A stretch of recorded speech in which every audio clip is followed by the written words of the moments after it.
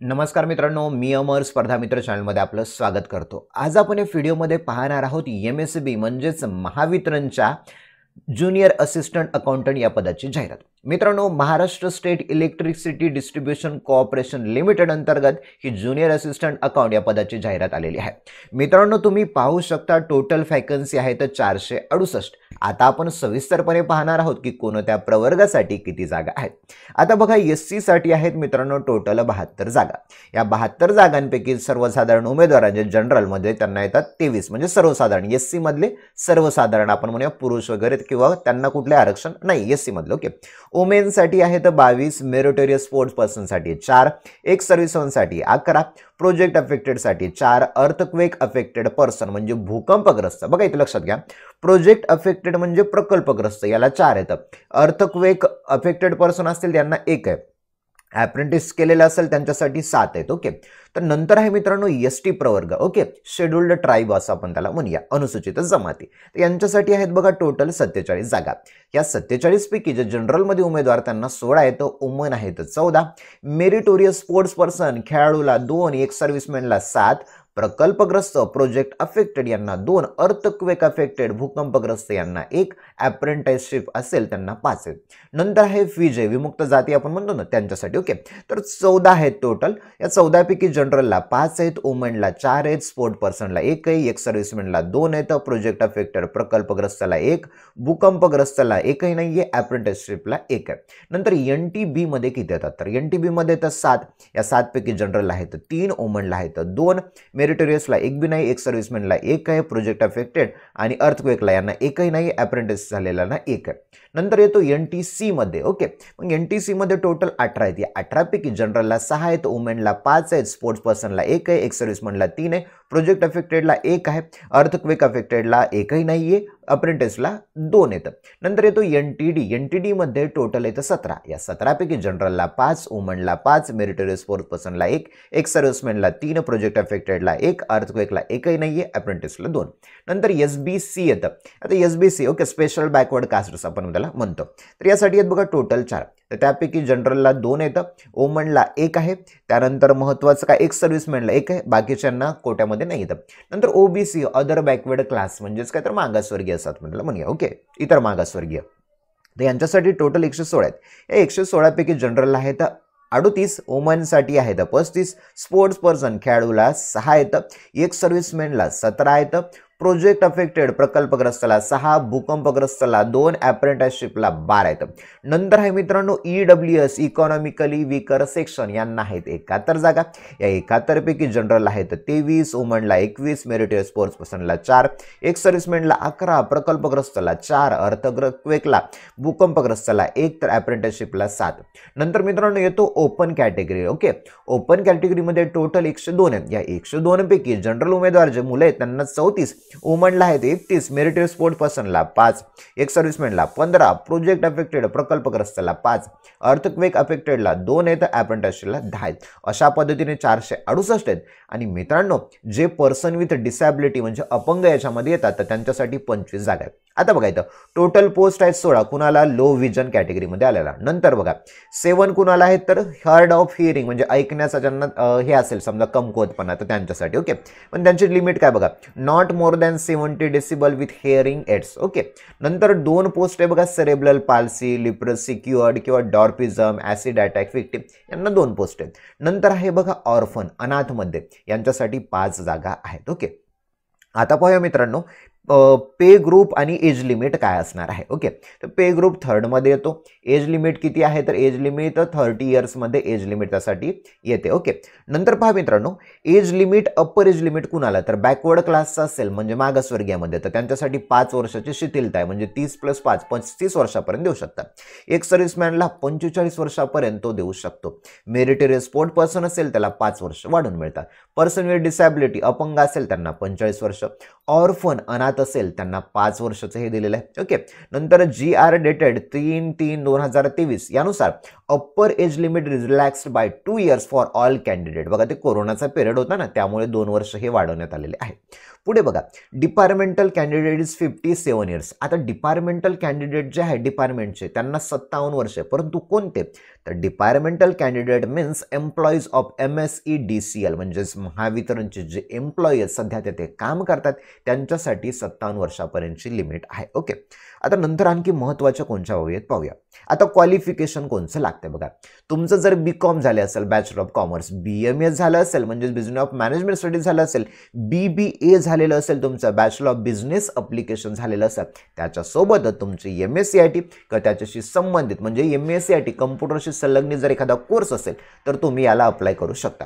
No experience is necessary, कोणत्याही अनुभवाची तुम्हाला आवश्यकता नाहीये. आता आणखी महत्त्वाचं काय याच्यामध्ये बघूया. आता रेम्युनरेशन मित्रांनो, हे पद काय 3 वर्ष तुम्हाला कॉन्ट्रॅक्च्युअलवरती भेटणार. ओके, नंतर 3 वर्षानंतर सक्सेसफुली तुमचा कंप्लीट झाला की तुम्हाला परमनंटची तुमची सॅलरी मिळणार आहे. आता बघा, पहिल्या वर्षी किती मिळणार 19,000 रुपये, दुसऱ्या वर्षी किती मिळणार 20,000 रुपये, तिसऱ्या वर्षी किती मिळणार 21,000 रुपये, म्हणजे 3 वर्ष तुम्हाला याप्रमाणे पगार मिळणार आहे. नंतर 3 वर्ष कंप्लीट झाले मग तुम्हाला ॲक्च्युअल तुम्ही त्यांचे परमनंट एम्प्लॉय होणार आहेत. आता बघा, post graduate in commerce and finance will be paid additional remuneration of 1,000 rupees per month during the contractual period. आता 3 वर्षाचा कॉन्ट्रॅक्च्युअल पिरियड आहे, परंतु ज्या व्यक्तीचं पोस्ट ग्रॅज्युएशन कॉमर्स किंवा फायनान्समध्ये झालेलं असेल त्यांना जास्त 1,000 रुपये वाढून मिळणार, म्हणजे 1920 होतील, 2021, 2122 होतील.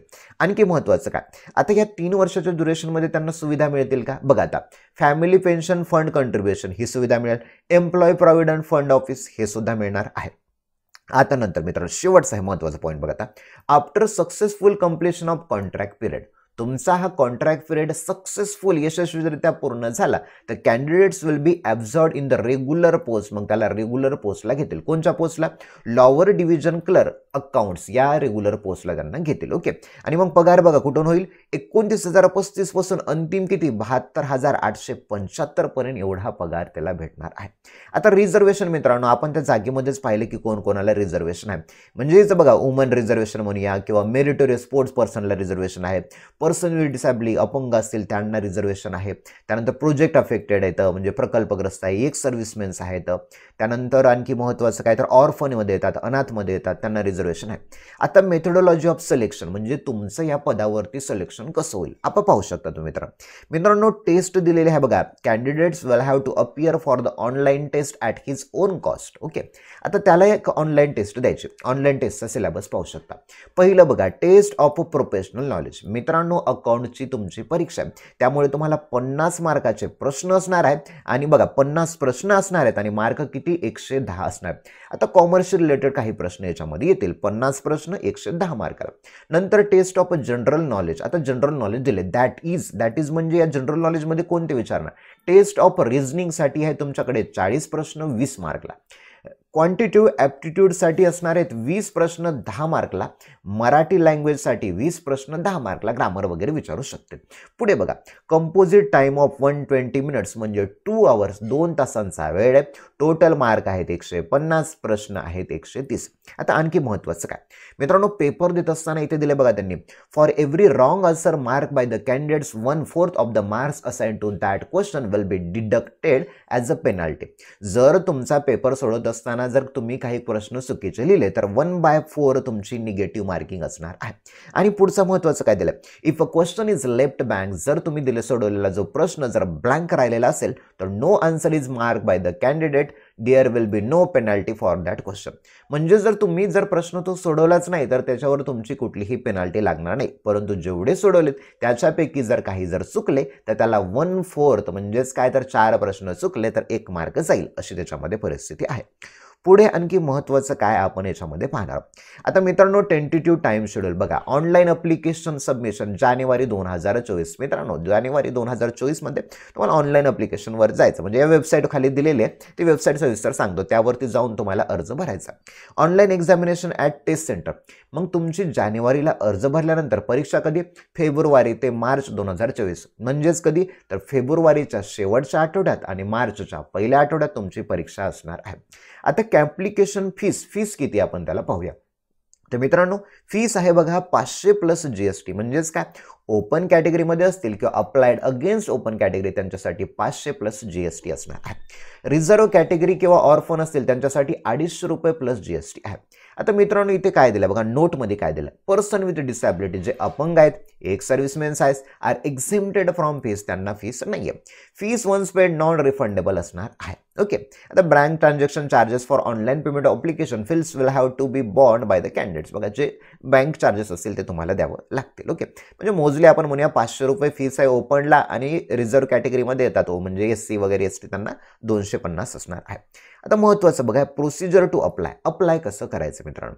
आता अप्लाय बघा काय करायचं तुम्हाला, the examination will be conducted online in venues in the given respective call letter. Okay. त्यामध्ये तुम्हाला एक्झाम. आता बघा हाऊ टू अप्लाय कसं करायचं. Candidates are required to apply online through URL link available on the company's website. जी website आहे मित्रांनो www.mahadiscom.in या वेबसाईटला तुम्हाला व्हिजिट करायचं. त्यावरती जाऊन तुम्हाला या अप्लाय ऑनलाईन या लिंकवरती क्लिक करायचं. त्यानंतर क्लिक केलं तर तुम्हाला तिथून तुमचा फॉर्म भरण्यात येणार असणार आहे. बाकीचे डॉक्युमेंट असतील किंवा बाकीची तुमची इन्फॉर्मेशन असेल तुम्ही त्या फॉर्मनुसार भरू शकता. आता पेमेंट कशी करायची, तर पेमेंटसाठी कोणकोणते डेबिट कार्डद्वारे करू शकता. रुपेचं असेल, विसाचं असेल, मास्टर कार्ड, मॅस्ट्रो असेल, क्रेडिट कार्ड असेल, इंटरनेट बँकिंग असेल, IMPS असेल, म्हणजे बारकोडनी सुद्धा तुम्हाला तुमची पेमेंट करता येणार आहे. ओके. स्वतःच्या लॅपटॉपवर भरा किंवा इतर तुम्ही एखाद्या सेंटरवर गेलात तिथे भरला तरी सुद्धा चालेल. पेमेंटचं जर ऑप्शन तुमच्याकडे नसेल तर त्या परिस्थितीमध्ये. ओके. तर मित्रांनो ही होती अत्यंत महत्त्वाची ज्युनियर अकाउंटची MSCBची महावितरणची जाहिरात. व्हिडिओ जर आवडला असेल तर व्हिडिओला लाईक करा, चॅनलला सबस्क्राईब करा. तसेच तुम्हाला डिस्क्रिप्शनमध्ये आपल्या चॅनलची, टेलिग्रामची व व्हॉट्सअप ग्रुपची लिंक मिळेल. म्हणजेच तुम्हाला या परिस्थितीचा अभ्यास कसा करायचा यासंबंधी तुम्हाला अनेक व्हिडिओ मिळतील. चला तर मित्रांनो इथेच थांबूया. Thank you for watching this video.